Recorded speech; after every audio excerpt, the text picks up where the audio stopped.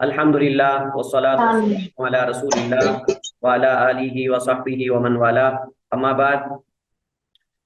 آپ کو یاد ہو کہ نہ یاد ہو، مجھے یاد ہے کہ ہم نے گزشتہ آخری جو ہمارا لیکچر تھا وہ علم و معرفت کے مصادر کا دوسرا حصہ تھا، جس میں ہم نے علم و معرفت کے مصادر کا دائرہ کار کیا ہے اور ان میں سے ہر ایک کی حدود کیا ہیں، اور چند ایک اصطلاحات ہم نے پڑھی تھی، جیسا کہ استقراء کے بارے میں، استقراء کلی ہوتا ہے، استقراء جزئی ہوتا ہے، اور اس کے علاوہ کچھ مزید ہم نے اس حوالے سے چیزیں جو ہیں وہ پڑھی تھیں، قاعدہ اور اصول کے ضوابط کیا ہیں اور شروط کیا ہیں، یہ ساری چیزیں ہم نے پچھلے لیکچر وغیرہ میں پڑھی۔ آج ہمارے پاس اصل ہمارا جو موضوع ہے اللہ تعالیٰ کے وجود کے حوالے سے، اس کا ہم سمجھ لیں آغاز کرنے جا رہے ہیں، اور وہ ہے وجود باری تعالیٰ کے دلائل۔ اللہ تعالیٰ کے وجود کے دلائل کیا ہے کہ اللہ تعالیٰ موجود ہے، اس کے کیا دلائل ہیں؟ دیکھیے، قرآن کریم دلائل کے لیے سب سے بہترین کتاب ہے۔ اللہ تعالیٰ کے وجود پر، دین کی حقانیت پر، نبوت اور رسالت کے حق ہونے پر، تمام چیزوں پر اگر آپ دلائل چاہتے ہیں تو آپ کو قرآن کریم سے عقلی اور نقلی دونوں طرح کے دلائل مل سکتے ہیں۔ عقلی دلائل کا مطلب یہ ہرگز نہیں ہوتا کہ عقل سے گڑھے ہوئے، مطلب یہ ہے کہ وہ قرآن و سنت میں نہ ہو، یہ ضروری نہیں ہے۔ ہمارے ہاں جب ہم بات کرتے ہیں نا عقلی دلائل کی، تو لوگ سمجھتے ہیں کہ شاید عقلی دلائل سے مراد وہ ہیں جو لوگوں کے بنائے ہوئے، نہیں۔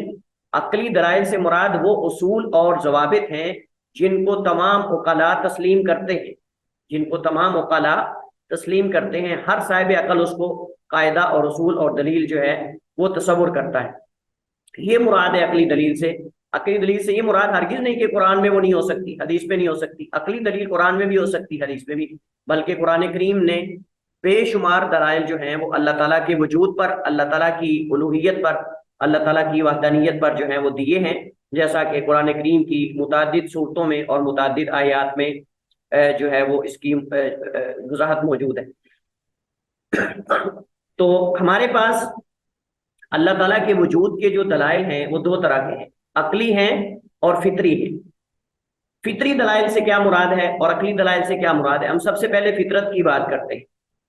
انسان کی جو نیچر ہے، ہم نے اس کے بارے میں پیچھے پڑھا، ہم نے کہا کہ انسان کی فطرت جو ہے، یہ انسان کو جو ابتدا میں، سٹارٹ میں، دنیا میں آنے کے بعد انسان کی ضروریات ہوتی ہیں، وہ بچہ اپنی فطرت سے لیتا ہے، وہ بچہ اپنی نیچر اور فطرت سے لیتا ہے۔ اور بہت ساری چیزیں دنیا کے اندر ایسی ہیں جو ہم اپنی نیچر اور فطرت سے لیتے ہیں۔ ہمیں اس کے اندر لاجک کی، اس کے اندر ریاضیات پڑھنے کی، اس کے اندر ہمیں کوئی دیگر چیزیں پڑھنے کی ضرورت نہیں ہوتی، بلکہ ہم نیچرلی طور پہ، قدرتی طور پہ وہ چیزیں ہم پک کر لیتے ہیں۔ بچہ ان کو پک کرتا ہے، لیتا ہے، اور ان کو اس کو چیزیں سکھانے کی ضرورت نہیں ہوتی۔ تو فطرت سے بہت ساری چیزیں انسان کو ملتی ہیں۔ ان چیزوں میں سے جو انسان لیتا ہے فطرت سے، اللہ تعالیٰ کے وجود کو بھی انسان اس پر ایمان لانا، اللہ تعالیٰ کے وجود، اس کے خالق ہونے کی معرفت، یہ لوگوں کی جبلت اور لوگوں کی فطرت کے اندر رکھ دی گئی۔ قرآن کریم نے اگر یہ ہی ہو تو کافی ہے، لیکن قرآن کریم نے اس کے باوجود بہت سارے دلائل اور بھی دیے ہیں جو اللہ تعالیٰ کے وجود پہ دلالت کرتے ہیں۔ تو ہم یہ نہیں کہتے کہ انسان کے لیے جو نیچرلی دلائل، جو فطرت کے دلائل ہیں، مطلب وہ کافی نہیں ہے، وہ کافی ہیں، لیکن اس مسئلے کی مزید وضاحت کے لیے جو ہے وہ فطرت کے ساتھ ساتھ عقلی دلائل بھی قرآن کریم کے اندر جو ہے وہ ذکر کیے گئے۔ قرآن کریم نے اس بات کو کئی مقامات پہ ثابت کیا ہے کہ فطرت سلیمہ بغیر کسی دلیل کے اللہ تعالیٰ کے وجود کا اقرار کرتی ہے۔ انسان کی نیچر جب تک اپنی اصلی حالت میں رہے تو وہ اللہ تعالیٰ کے وجود کو تسلیم کرتی ہے۔ ہاں، اگر انسان کی فطرت جو ہے، انسان کی نیچر، وہ ماحول کی وجہ سے، والدین کی وجہ سے یا کسی اور وجہ سے اگر بدل جاتی ہے تو ہم پھر یہ نہیں کہیں گے کہ یہ فطرت سلیمہ ہے۔ فطرت سلیمہ وہ ہے کہ جب انسان دنیا میں آیا تھا، جو نیچر لے کر آیا تھا، اگر وہ اپنی اصلی حالت میں موجود ہے تو پھر انسان اس سے اللہ تعالیٰ کے وجود کو ثابت کر سکتا ہے۔ اور یہی وہ چیز تھی جس نے اس بدو کو یہ بات کہنے پر مجبور کیا تھا۔ اس نے کہا تھا کہ الاثر يدل على المسير، البارة تدل على البعيد، والسماء ذات ابراج والارض ذات فجاج اولا تدل على العلي الخبير۔ یہ چلنے کے قدموں کے نشانات سے چلنے والے کا پتہ چلتا ہے، اور گوبر وغیرہ سے اونٹ کے چلنے کا پتہ چلتا ہے کہ اونٹ یہاں سے گزر کے گیا ہے۔ آسمان بلند و بالا اور یہ زمین کھلے راستوں والی، کیا یہ ساری چیزیں اللہ تعالیٰ علی الکبیر پر دلالت نہیں کرتی؟ یہ انسان نیچر سے یہ چیزیں پہچان لیتا ہے۔ اللہ تعالیٰ قرآن کریم میں اس بارے میں فرماتا ہے فَأَقِمْ وَجْهَكَ لِلدِّينِ حَنِيفًا، پس تو ایک طرف کا ہو کر اپنا چہرہ اس دین کے لیے سیدھا رکھ، فطرت اللہ التی فطر الناس علیہا، اللہ تعالیٰ کی اس فطرت کے مطابق جس پر اس نے سب لوگوں کو پیدا کیا ہے۔ لا تبدیل لخلق اللہ، اللہ تعالیٰ کی تخلیق کو کس طرح بدلنا جائز، کسی طرح بھی اس کو بدلنا جائز نہیں ہے۔ لا تبدیلا، نہیں ہے تبدیل کرنا، لخلق اللہ، اللہ تعالیٰ کی جو تخلیق یعنی اس کی پیدا کردہ چیزیں اس کو، ذالک الدین القیم، یہی سیدھا دین ہے، ولکن اکثر الناس لا یعلمون، لیکن اکثر لوگ نہیں جانتے۔ اس سے پتہ چلتا ہے اللہ تعالیٰ نے تمام لوگوں کو فطرت سلیمہ اور دین حنیف پر پیدا کیا ہے۔ خالق یہ کہہ رہا ہے، اللہ رب العالمین یہ بتا رہا ہے۔ اگر کوئی بندہ کہتا ہے کہ میں تو فطرت سے مطلب میری فطرت تو یہ ہے، میں تو اس کو مانتا ہوں، ہم کہیں گے نہیں، اللہ تعالیٰ نے انسان کو اس کی تخلیق فطرت پر کی ہے، اور فطرت سے مراد دین ہے، اور اس کی وضاحت حدیث کرتی ہے۔ نبی کریم علیہ الصلوۃ والسلام نے فرمایا عشر من الفطرہ، 10 چیزیں فطرت میں سے، 10 چیزیں فطرت میں سے۔ اس میں آپ نے وہ چیزیں ذکر کی جس کے اندر آپ نے فرمایا کہ بالوں کا، مونچھوں کا کتروانا، داڑھی کو چھوڑ دینا، اور کئی اس کے اندر آپ نے 10 کے قریب چیزیں نبی علیہ الصلوۃ والسلام نے ذکر کی۔ ایک اعتراض ہے، اعتراض یہ ہے کہ خالق کے وجود کو پہچاننے اور اس کی عبادت کرنے کا عمل فطرتی ہوتا تو لوگ مختلف صدیوں میں مختلف چیزوں اور معبودوں کی عبادت نہ کرتے۔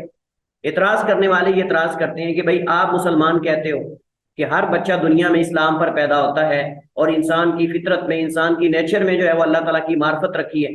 اگر یہ ہوتا تو لوگ نسل در نسل، آپ دیکھیں ہندو ہیں کئی نسلوں سے بتوں کی پوجا کر رہے ہیں، اور جو آگ کی پرستش کرنے والے، آگ کی پوجا کرنے والے ہیں، وہ کئی نسلوں سے آگ کی پوجا کر رہے ہیں۔ تو وہ کہتے ہیں کہ یہ نسل در نسل سلسلہ پھر نہ چلتا آتا اگر لوگوں کی فطرت جو ہے وہ دین حنیف پر ہوتی، لوگ غیر اللہ کی پوجا نہ کرتے۔ تو اس کا جواب یہ ہے کہ فطرت انسان کو خالق کی طرف بلاتی ہے، لیکن انسان کو زندگی میں مختلف چیزوں کا سامنا کرنا پڑتا ہے جو اسے سیدھی راہ سے، اللہ تعالیٰ کی معرفت سے پھیر دیتی ہے۔ ہم کہتے ہیں کہ جب انسان دنیا میں آتا ہے، اس کے دنیا میں آنے کے اعتبار سے تو وہ انسان دین اسلام کی معرفت اور پہچان پر پیدا کیا گیا ہے، لیکن اس کے بعد انسان اپنے ارادے سے،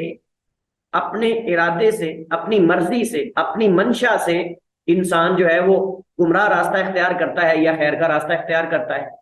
اللہ تعالیٰ نے اس کے اندر ایک ایسی چیز رکھ دی ہے جس سے وہ اپنے خالق کو پہچان سکتا ہے، لیکن پھر بھی اگر انسان اس کو نظر انداز کر دیتا ہے، اور نظر انداز کرنے کے بعد انسان جو ہے دیگر چیزوں سے متاثر ہو جاتا ہے، تو اس کا مطلب یہ ہے کہ اب اس انسان کو جو دیگر چیزوں سے متاثر ہوا ہے، یہ اس کے لیے عذر پیش کرنا اس کی اجازت نہیں ہے کہ میں تو مطلب اسی طرح ہی پیدا ہوا، یا مطلب یہ ہے کہ میں تو مجبور ہوں، یا میرے بارے میں تو یہ لکھ دیا گیا تھا کہ میں نے ایسے ہی کرنا ہے۔ تو انسان کی زندگی کے اندر کچھ ایسے مؤثرات آتے ہیں جو انسان کو پھیر دیتے ہیں۔ تو یہ جو نسل در نسل لوگ جو ہیں وہ بتوں کی پوجا کرتے چلے آ رہے ہیں، ان کو ماحول ایسا ملتا ہے کہ جس ماحول کے اندر ان کو ان کے مذہب کے علاوہ کچھ نظر ہی نہیں آتا، کیونکہ دائیں بائیں ان کے اوپر نیچے جتنے بھی لوگ ہیں وہ سارے بتوں کی پوجا کرنے والے۔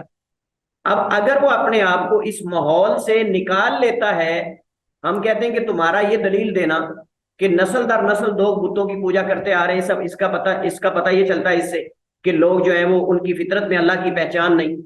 تو ہم کہتے ہیں کہ اگر وہ لوگ جو نسل در نسل اپنے آباء و اجداد کے دین پر آ رہے ہیں، بتوں کی پوجا، اگر ان کو اس ماحول سے آپ نکال کر تھوڑا باہر لے جائیں، اگر آپ ان کو صرف 1 سال کے لیے، 2 سال کے لیے اگر آپ ان کو ان لوگوں میں جا کے چھوڑ دیں جو اللہ کی عبادت کرنے والے ہیں، بتوں کی پوجا نہیں کرنے والے، تو آپ دیکھ لیں گے یقیناً ان کی زندگی کے اندر، ان کی نیچر کے اندر تبدیلی آئے گی۔ وہ کم از کم اگر اللہ کی عبادت نہیں کریں گے تو کم از کم بتوں سے متنفر ہو جائیں گے، بتوں سے ان کو نفرت ہو جائے گی کہ یہ ہم کیا کر رہے ہیں، اپنے ہاتھوں سے بنا کر انہی کو اپنا مشکل کشا بنا لیتے ہیں، انہی کو ہم معبود بنا لیتے ہیں۔ تو ہم کہتے ہیں کہ یہ اس بات کی دلیل ہے کہ انسان کی فطرت میں اللہ کی معرفت رکھی ہوئی ہے، لیکن وہ ماحول سے متاثر ہو کر بسا اوقات بتوں کی پوجا پہ لگ جاتا ہے، شرک پہ لگ جاتا ہے، اللہ تعالیٰ کی بغاوت پہ لگ جاتا ہے، باقی اللہ نے اس کی جبلیت کے اندر یہ چیز رکھی۔ اور اس کی دلیل یہ ہے کہ آپ اگر اس کو اس کے ماحول سے نکال کر دوسرے ماحول میں داخل کر دیں تو وہ اس ماحول میں جو ہے وہ خلط ملط ہو جاتا ہے، اس ماحول کے رہنے والے لوگوں کی تہذیب اور کلچر اس سے متاثر ہو جاتا ہے۔ اس سے پتہ یہ چلتا ہے کہ انسان متاثر ہوتا ہے لیکن اصل اس کے اندر اللہ کی معرفت موجود ہے۔ اور ہمارے پاس تو اس کی دلیل موجود ہے، ہمارے پاس اس کی دلیل موجود ہے، حدیث میں ہے، حدیث قدسی ہے، اللہ تعالیٰ فرماتا ہے وَإِنِّي خَلَقْتُ عِبَادِي حُنَفَاءَ كُلَّهُمْ، اور بے شک میں نے اپنے سارے بندوں کو یک طرفہ یعنی حق کی طرف رجوع کرنے والا، حق پر چلنے والا پیدا کیا ہے۔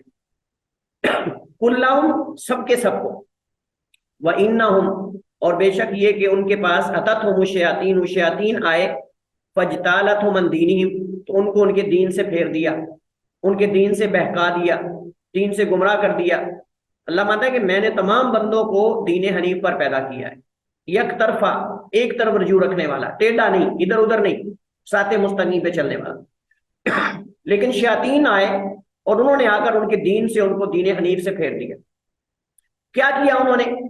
وحرمت علیہم، ان شیاطین نے ان کے لیے وہ چیزیں حرام کی، ما احللت علیہم جو میں نے ان کے لیے حلال کی، وامرتہم اور ان کو حکم دیا ان یشرکوا بی کہ میرے ساتھ وہ شریک ٹھہرائیں، ما اس چیز کو لم انزل بھی سلطانہ جس کی میں نے کوئی دلیل بھی نہیں ہوتا، اپنی طرف سے اللہ کے ساتھ شریک بنا کر کہتے ہیں کہ اللہ کے ہمارے سفارشی ہیں، ما نعبدهم الا ليقربونا الى الله زلفى، یہ تو ہمیں اللہ کے قریب کرتے ہیں، یہ تو اللہ کی طرف سے اس کے نائب ہیں، یہ تو اللہ کی طرف سے کتب ہیں، یہ ابدال ہیں، یہ فلاں ہیں، جیسے بعض صوفیہ نے اپنی طرف سے نام رکھے ہوئے، یہ کتب ہے، یہ ابدال ہے، یہ فلاں ہے، یہ جو ہے وہ غوث ہے، اپنے اپنے انہوں نے ایک مراتب بنائے ہوئے۔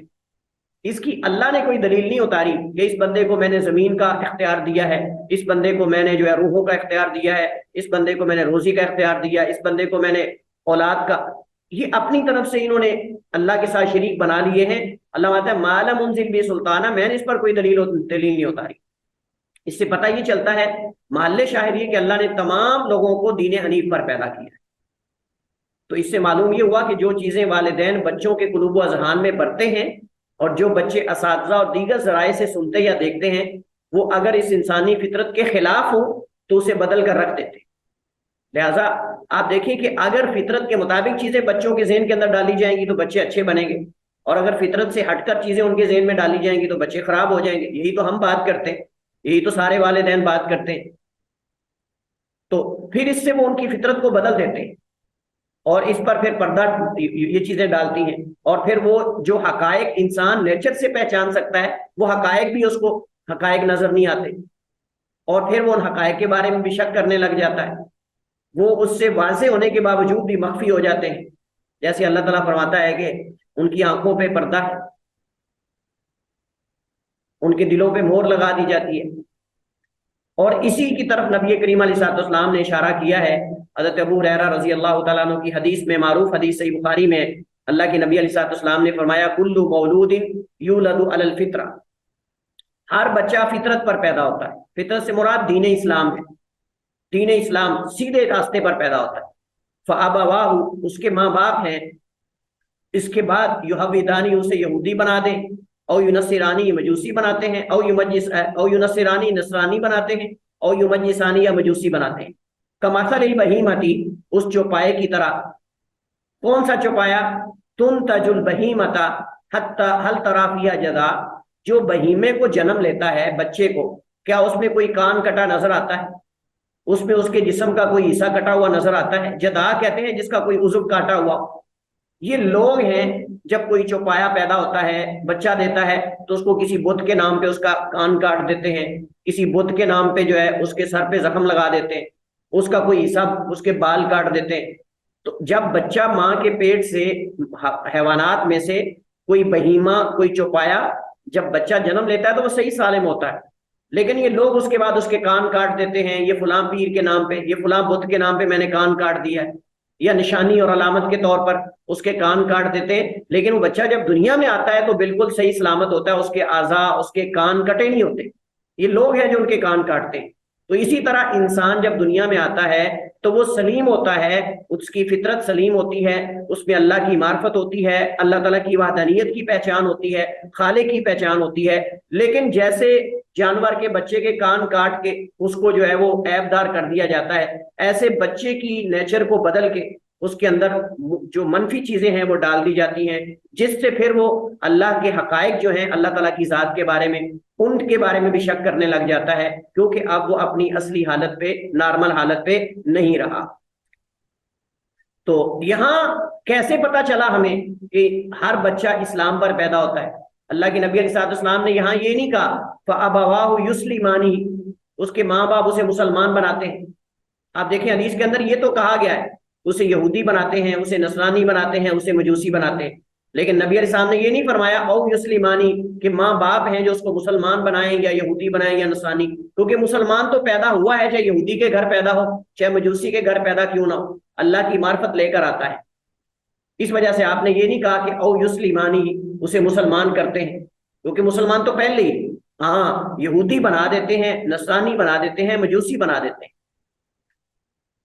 جو لوگ فطرت کا انکار کرتے ہیں، کہتے ہیں کہ انسان کے اندر نیچر وغیرہ کوئی چیز ایسی نہیں، ان کا پتہ تب چلتا ہے جب ان پر کوئی بڑی مصیبت آتی ہے، زندگی کے کسی اہم موڑ پر وہ بے بس ہو جاتے ہیں اور نجات کے تمام اسباب جب کھو بیٹھتے ہیں، تب آسمانوں کی طرف نگاہیں اٹھاتے ہیں۔ بڑے سے بڑا ملحد، بڑے سے بڑا ملحد، بڑے سے بڑا بے دین، بڑے سے بڑا اللہ کے وجود کا انکار کرنے والا، جب اس پر بڑی سے بڑی مصیبت آتی ہے، آپ نے بھی دیکھا ہوگا، میں نے بھی دیکھا ہوگا، نگاہیں آسمان کی طرف کیوں اٹھاتا ہے؟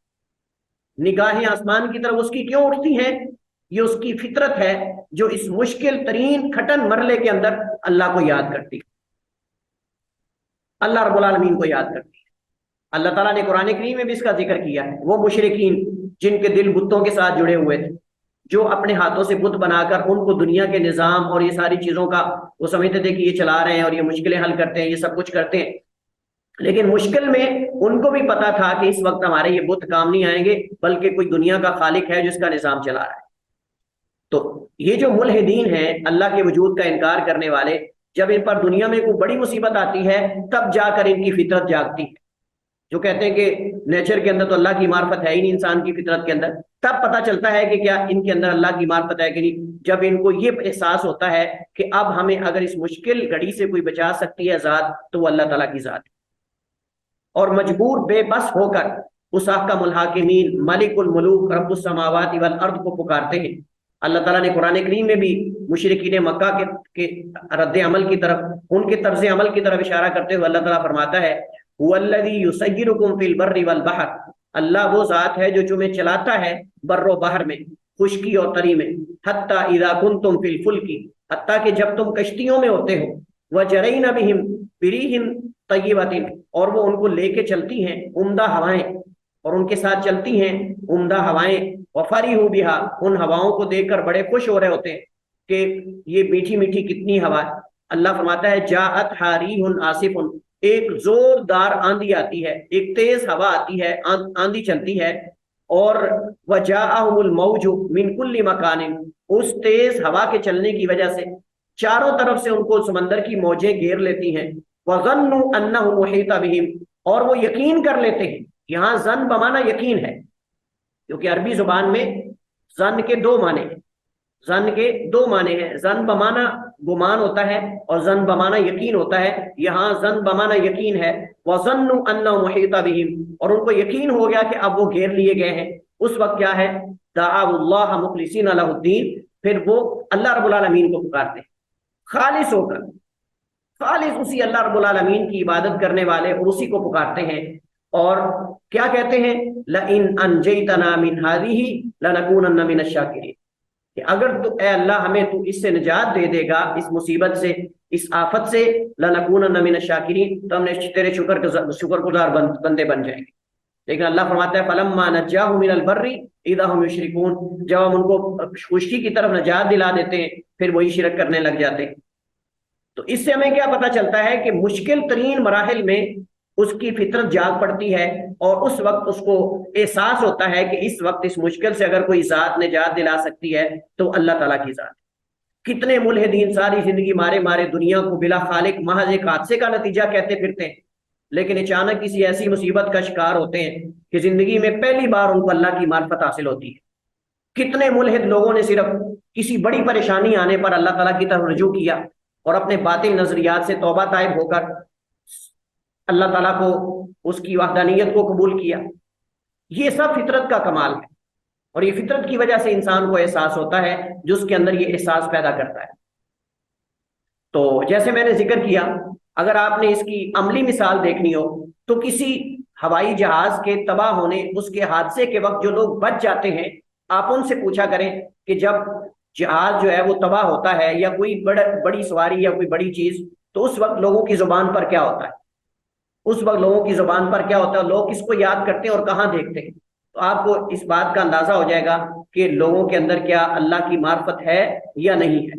बाज लोग दिल से पहचानते हैं कि अल्लाह है, दलाइल भी जानते हैं, लेकिन सिर्फ हट दर्मी की वजह से, तकब्बुर की वजह से, अना की वजह से, गुरूर की वजह से अल्लाह ताला के वजूद को तस्लीम नहीं कर रहे होते। दिल से वो मान लेते हैं, दिल से उनको पता होता है, सिर्फ दूसरों को गुमराह करने के लिए। फिरौन ने भी दिल से पहचान लिया था कि खालिक, फिरौन भी दिल से जानता था कि खालिक है। अल्लाह ताला कुरान करीम में वजाहदू बिहा वस्तैक़नत अनफुसुहुम, कि उन्होंने बज़ाहिर जो मूसा अलैहिस्सलाम बराहीन लेकर आए थे, दलाइल, उनका इनकार किया है, लेकिन उनके दिल इस पे यकीन कर चुके थे कि इस कायनात का खालिक और मालिक है।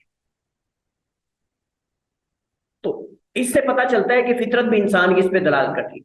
और हम पीछे पढ़ चुके हैं कि इंसान फितरत से क्या क्या चीजें पहचान सकता है, फितरत से इंसान क्या क्या चीजें पहचान सकता है। हमने कहा नफा नुकसान इंसान पहचान सकता है, एक और एक दो आम कायदा कुलिया, एक और एक दो इंसान पहचान सकता है। इस तरह कुल जुज से बड़ा होता है और जुज कुल से छोटा होता है। ये सारी चीजें हमने पिछले लेक्चर में पढ़ी थी। तो उसमें से एक अल्लाह ताला की मार्फत भी है इंसान जो फितरत से हासिल करता है। अब हमारे पास है अकली दलाइल, अल्लाह ताला के वजूद पे अकली दलाइल जो दलालत करते हैं वो क्या है। तो इससे मुराद वो दलाइल हैं जिन्हें उकाला उमूमन अपनी रोजमर्रा जिंदगी में इस्तेमाल करते हैं। इसकी कई एक अकसाम है, लेकिन यहां हम सिर्फ दो को जिक्र करेंगे, तीसरा ज़िम्नन इसमें जिक्र कर दिया जाएगा। उमूमन तीन जिक्र किए जाते हैं, लेकिन तीन को दो में, उनको दो बना दिया जाता है या तीन बना लें आप। एक होता है दलील खल्क व इजाद, एक होता है दलील हुदूद, एक होता है दलील इहकाम व इत्कान। दलील खल्क व इजाद का मतलब है पैदा करना और इजाद करना। ये एक दलील है अकली दलाइल में से जो अल्लाह ताला के वजूद पे दलालत करती है। और इस दलील से मुराद क्या है? इस दलील से मुराद ये है कि दुनिया के वजूद में आने से अल्लाह ताला के वजूद पर इस्तदलाल करना कि कायनात को वजूद में लाने वाली कोई जात है। और ये एक ऐसी दलील है जो अकली है, और ऐसी अकली दलील है कि इसमें शक का जर्रा भी इम्कान नहीं। ये यकीन का फायदा देती है, और यकीनी इल्म वो होता है जिसमें शक ना हो। इसका नतीजा 100% हतमी और यकीनी है। जैसे हमने बद्दू की बात की, बद्दू की मैंने मिसाल आपको दी कि बद्दू ने जो है वो कदमों के निशानात और आसमान और जमीन से इस्तदलाल किया।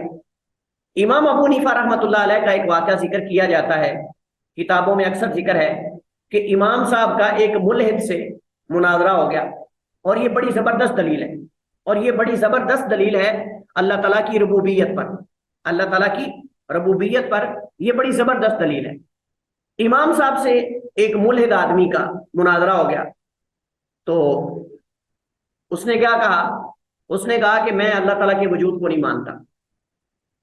इमाम साहब ने कहा अच्छा, अगर आप अल्लाह ताला के वजूद को नहीं मानते, मैं आपसे कुछ सवालात करना चाहता हूँ। इमाम साहब ने कहा मैं अगर ये कहूँ कि ये दरख्त है, ये दरख्त है, और ये दरख्त खुद कट गया है, इसको कोई काटने वाला नहीं, खुद इसके तख्ते बने हैं, इसके तख्ते बनाने वाला कोई नहीं, खुद इसकी कश्ती बनी है, कोई कश्ती बनाने वाला नहीं, खुद ये कश्ती बन के लंगर अंदाज होती है, सामान लाती है और फिर जाकर दूसरे किनारे पर दरिया और समंदर के सामान उतार के वापस आ जाती है। इसका कोई मल्लाह भी नहीं, कोई बढ़ाने वाला भी नहीं, कोई चलाने वाला भी नहीं, कोई तैयार करने वाला भी नहीं। क्या ख्याल है, ये कश्ती जैसे मैं बता रहा हूं कैसे चल सकती है कि खुद दरख्त कटे, कोई काटने वाला ना हो, खुद उसके तख्ते बने, کوئی بنانے والا نہ ہو، خود وہ کشتی تیار ہو اور سامان لا دے اور دریا اور سمندر کے ایک کنارے سے لے کر دوسرے کنارے چلی جائے اور وہاں جا کر خود سامان اتار کر واپس آ جائے۔ وہ سر پکڑ کے بیٹھ گیا، کہتا ہے امام صاحب یہ کیسے ہو سکتا ہے؟ کشتی خود کیسے بن سکتی ہے؟ درخت خود کیسے کٹ سکتا ہے؟ خود کیسے وہ چل سکتی ہے؟ خود کیسے سامان اتار سکتی ہے؟ تو امام صاحب نے کہا کہ جب چھوٹی سی کشتی بذات خود نہیں بن سکتی، بذات خود چل نہیں سکتی، بذات خود سامان لاد نہیں سکتی، لنگر انداز نہیں ہو سکتی، تو یہ بتائیے کہ یہ پوری دنیا کیسے خود چل رہی ہے؟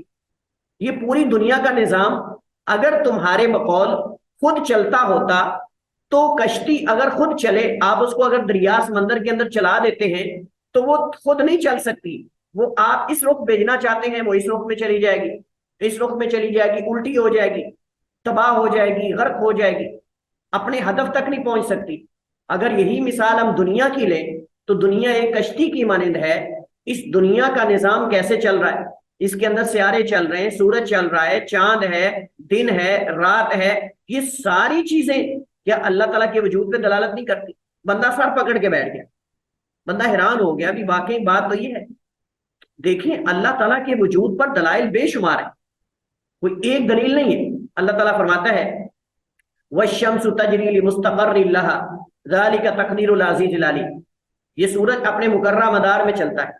لَلشَّمْسُ يَنبَغِي لَهَا أَن تُدْرِكَ الْقَمَرَ وَلَا اللَّيْلُ سَابِقُ النَّهَارِ، سورہ یاسین میں ہے، اللہ ماتا ہے کہ سورج کے لائق نہیں کہ چاند کو پالے، اور وَلَا اللَّيْلُ سَابِقُ النَّهَارِ، اور نہ دن کے لائق ہے کہ وہ نہ رات کے لائق ہے کہ وہ دن سے سبقت لے جائے اور دن سے پہلے جو ہے وہ رات آگے آ جائے، ایسا نہیں ہوتا۔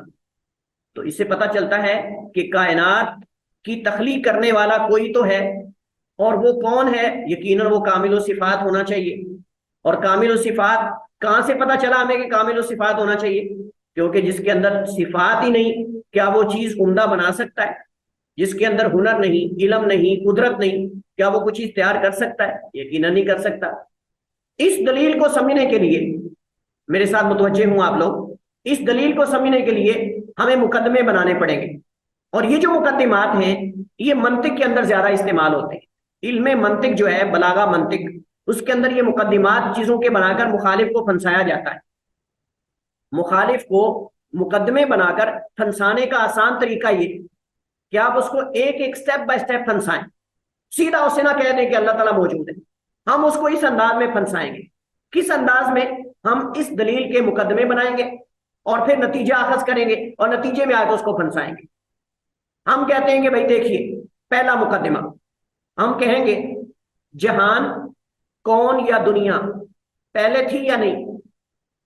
سارے سائنسدان، ساری دنیا کے عقلاء اس بات پر متفق ہیں کہ یہ جہان پہلے نہیں تھا، بعد میں وجود میں آیا ہے۔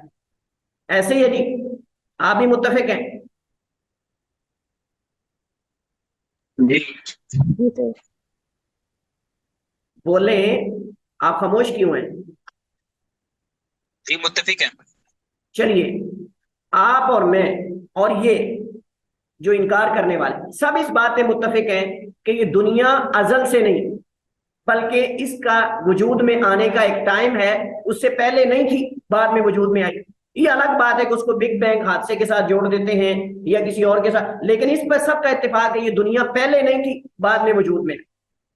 چلیے جی، اس کا مطلب یہ ہے کہ یہ حادث ہے، قدیم نہیں، یہ حادث ہے، یہ قدیم نہیں۔ ٹھیک ہے جی، آپ بھی متفق ہیں؟ جی چلیے، پہلا مقدمہ اس پہ سب عقلاء، تمام عقل مند اس پہ متفق ہیں کہ دنیا حادث ہے، قدیم نہیں، ازل سے نہیں ہے، بلکہ اس کے وجود کا، اس کے آغاز کا کوئی وقت ہے جس سے اس کا آغاز ہوا ہے۔ وہ ہزاروں سال لے لیں یا کوئی بھی لے لیں، یہاں تک ہم ان کو پھنسا لیں گے۔ اب چلتے ہیں دوسرے مقدمے کی طرف۔ ہم کہیں گے جب یہ دنیا حادث ہے تو ہر حادث کا کوئی محدث ہوتا ہے، ہر حادث کا کوئی محدث ہوتا ہے۔ یہ ہو سکتا ہی نہیں کہ کوئی ایسا حادثہ ہو اس کا کوئی محدث نہ ہو۔ کوئی چیز وجود میں آتی ہے، اس کے وجود میں لانے والا کوئی ہوتا ہے، ہر فعل کا فاعل ہوتا ہے، یہ ہر عقل مند مانتا ہے کہ ہر فعل کا فاعل ہوتا ہے۔ یہ چیز میں نے یہاں سے اٹھا کر یہاں رکھ دی ہے، اس کو میں نے حرکت دی، یہ کام ہوا ہے، درخت ہل رہے ہیں، اس کو حرکت دینے والی ہوا ہے. ہر چیز جو بھی فعل ہوتا ہے اس کا فاعل ہوتا ہے. لہذا جب دنیا حادث ہے، پہلے نہیں تھی، اس کا مطلب اس سے پہلے کوئی ہے جس نے اس کو وجود میں لایا، جس نے اس کو اس حادثے کو وجود میں لایا. ٹھیک ہے، دوسرا مقدمہ ہو گیا. پہلے مقدمے سے مراد یہ ہے کہ دنیا و ما فیہا، جسے ہم اپنی آنکھوں سے دیکھتے ہیں، اس کے بارے میں ہم سب یقین رکھتے ہیں کہ اس کا کوئی آغاز ہے اور اس کی شروعات ہے. یعنی ان شروعات سے قبل یہ معدوم تھی، قبل یہ معدوم تھی، گویا کہ یہ عدم سے وجود میں آئی. دنیا کے حادث ہونے کی سب سے بڑی دلیل ہماری آنکھوں کے سامنے حادثات کا پیش آنا، انسانوں کا پیدا ہونا، درختوں کا، جڑی بوٹیوں کا اگنا، یہ ساری چیزیں اس بات کی دلیل ہے کہ دنیا حادث ہے. ہمارے سامنے چیزیں وجود میں آ رہی، پہلے نہیں تھی. اللہ تعالیٰ قرآن کریم میں فرماتا ہے ام خلقوا من غیر شیء ام هم الخالقون، کیا یہ بغیر پیدا ہو گئے، یعنی بغیر کسی پیدا کرنے والے کے پیدا کر دیے گئے، یا خود اپنے آپ کو پیدا کرنے والے. یہ دلیل ہے اس عقلی دلیل کی کہ خلق اور ایجاد، پیدا کرنا اور ایجاد کرنا اس بات کی دلیل ہے کہ کائنات کا کوئی خالق ہے. اس کے دو مقدمے ہیں. پہلا مقدمہ یہ ہے کہ دنیا حادث ہے اور ہر حادث کا کوئی محدث ہوتا ہے، اور اس نتیجہ یہ ہے کہ اس کا بھی کوئی محدث ہے، اس کائنات کا بھی کوئی محدث ہے جس نے اس کو وجود میں لایا ہے. اور وہ محدث کیسا ہونا چاہیے؟ کامل الصفات ہونا چاہیے. عقل کے ساتھ ساتھ سائنس بھی اس بات پہ متفق ہے کہ کائنات حادث یعنی عدم سے وجود میں آئی. اور اس بارے میں کیمسٹری کے معروف عالم جان کیلولین، ایک نام ہے اس کا، وہ لکھتا ہے کہ علم کیمیا اس بات کی طرف اشارہ کرتا ہے کہ دنیا کا مادہ زوال اور فنا کی طرف گامزن ہے، اور اس میں سے بعض تو بڑی تیزی سے فنا کی طرف چل رہا ہے، جس سے پتہ چلتا ہے کہ یہ مادہ ابدی اور ازلی ہمیشہ رہنے والا نہیں، یعنی ازل سے نہیں ہے اور ابد تک نہیں ہے. اس کی بنیاد پر ہم یہ کہہ سکتے ہیں کہ عالم یعنی جہان ایک ایسے مادے سے ہے، لازم ہے کہ وہ مخلوق. اسی طرح ملحدین کے سربراہوں میں سے ایک سربراہ جو ہے ہوکنگ سٹیفن، اس کو مختلف طریقوں سے پڑھا جاتا ہے، وہ کہتا ہے کہ علم اور تجربے سے یہ بات کھل کر، ان کو فرسان کہتے ہیں، یعنی الہاد کے ایتھیزم کے شاہسواروں میں سے یہ شمار ہوتا ہے. ہوکنگ سٹیفن جو ہے وہ کہتا ہے کہ علم اور تجربے سے یہ بات کھل کر سامنے آتی ہے کہ ضروری ہے کہ اس کائنات کا کوئی آغاز ہو، اس کائنات کا کوئی آغاز ہو. بعض نے کائنات کے آغاز میں ہونے والے بگ بینگ بڑے حادثے سے بھی کائنات کے حادث ہونے پر استدلال کیا ہے کہ یہ بھی اس بات کی دلیل ہے کہ کائنات پہلے نہیں تھی، بعد میں وجود میں آئی.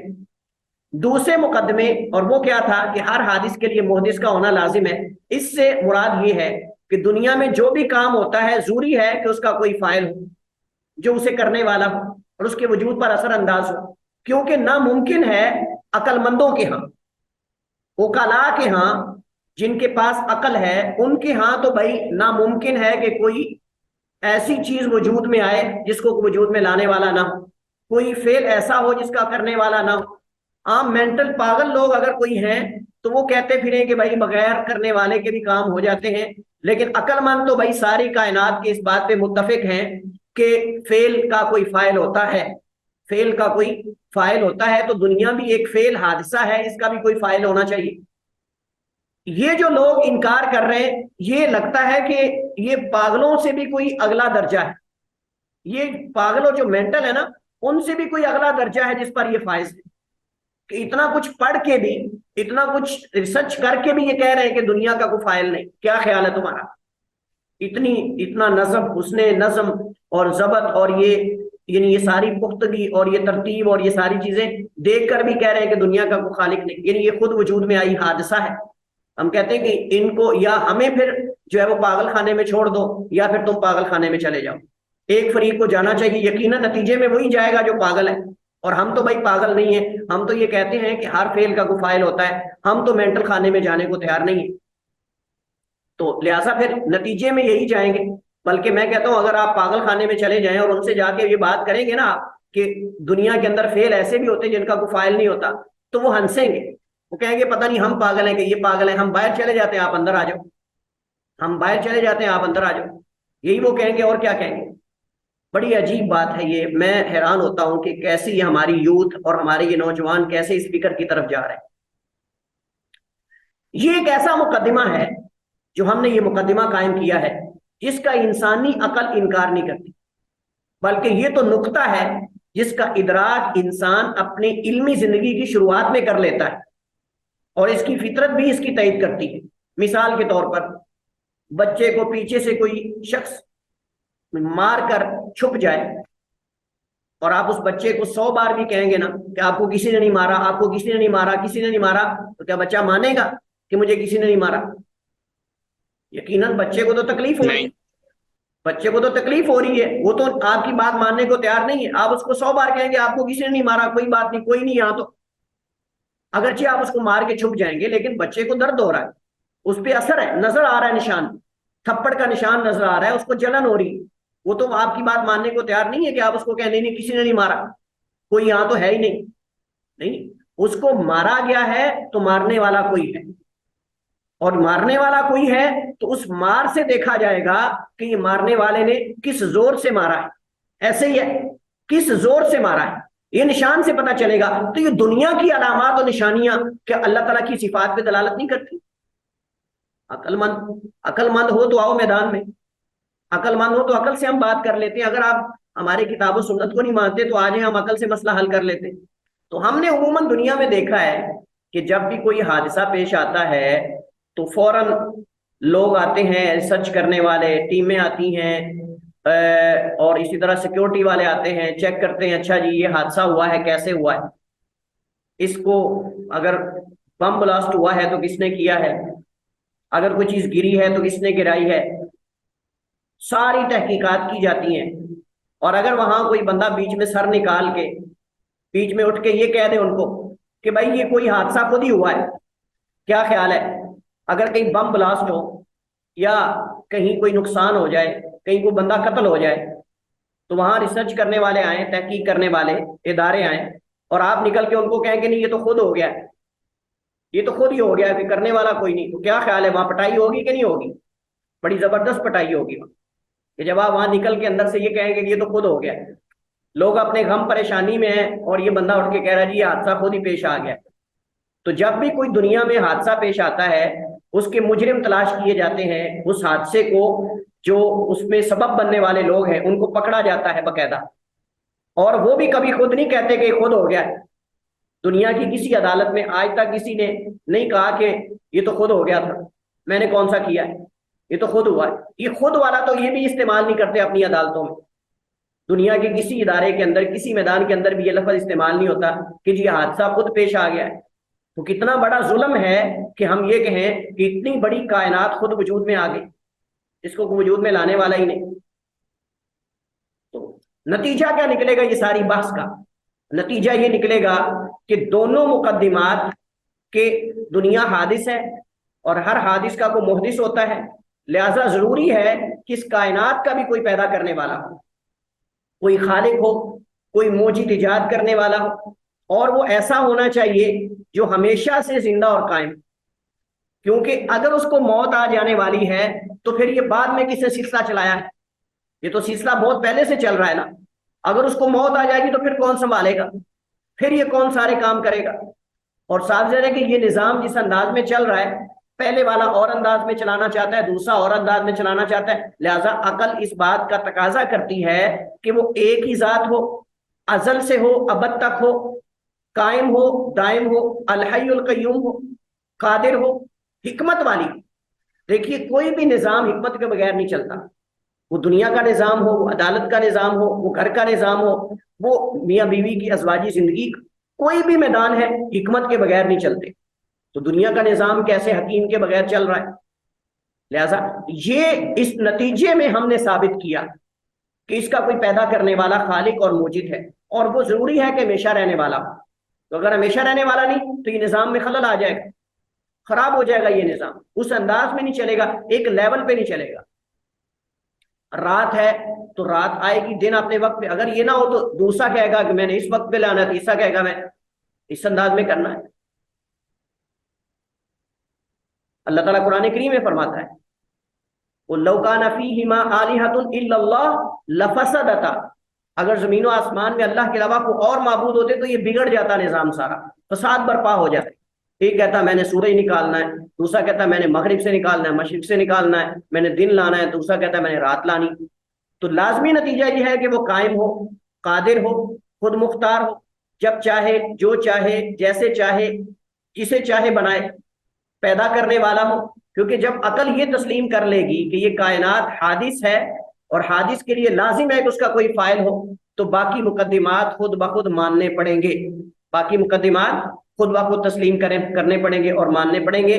نتیجہ یہ نکلا کہ جب دنیا حادث ہے، اس کا کوئی محدث ہے اور وہ اللہ تعالیٰ کی ذات ہے، کامل الصفات ہونا چاہیے، کیونکہ اس نظام کو دیکھ کر ہمیں پتہ چلتا ہے۔ یہ انشاءاللہ سلسلہ آگے جب دوسری دلیل ہم پڑھیں گے عقلی دلائل میں سے، اور وہ دلیل احکام و اتقان ہے، دلیل احکام و اتقان ہے کہ دنیا پختہ ہے، عمدہ ہے، تو اس کا مطلب یہ ہے کہ کوئی کامل الصفات ہونا چاہیے، ناقص الصفات نہیں ہونا چاہیے۔ انشاءاللہ مزید یہ مسئلہ وہاں جا کے واضح ہوگا اگلے لیکچر میں، اسی پر ہم اکتفا کرتے ہیں۔ واللہ تعالی اعلم و احکم، وصلی اللہ وسلم علی نبینا محمد وعلی آلہ وصحبہ وسلم۔